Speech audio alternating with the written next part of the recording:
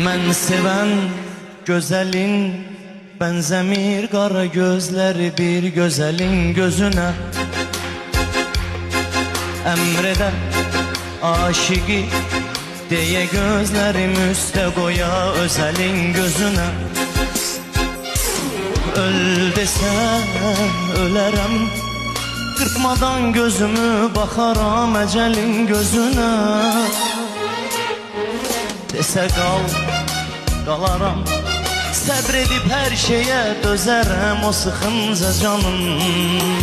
Öl, öl desə ölərəm, qırpmadan gözümü baxaram əcəlin gözünə.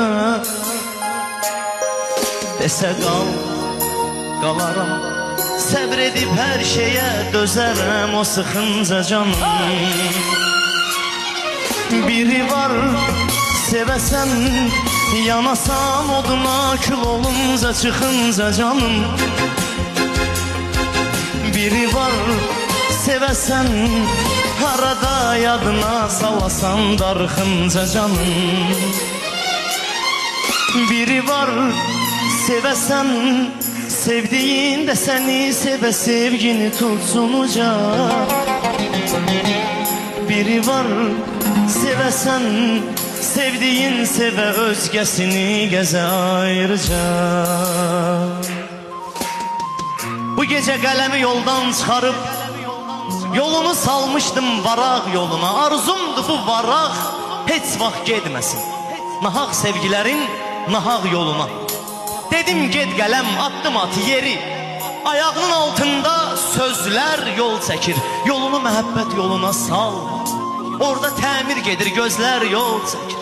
Həyatda hər şeyin məncə yolu var, həyatda hər şeyin məncə yolu var. Kim deyir öldürmək çətindir məni? Yox, mən öldürməyin bircə yolu var.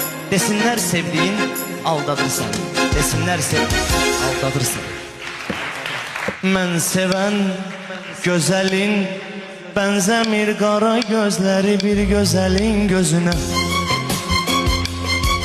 Əmr edə aşiqi deyə gözlərim üstə qoya özəlin gözünə.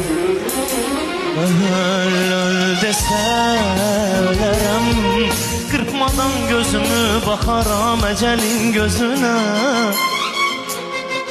Desə qal, qalaram, səbr edib hər şeyə dözərəm o sıxınca canım. Öl desə ölərəm, qırpmadan gözümü baxaram.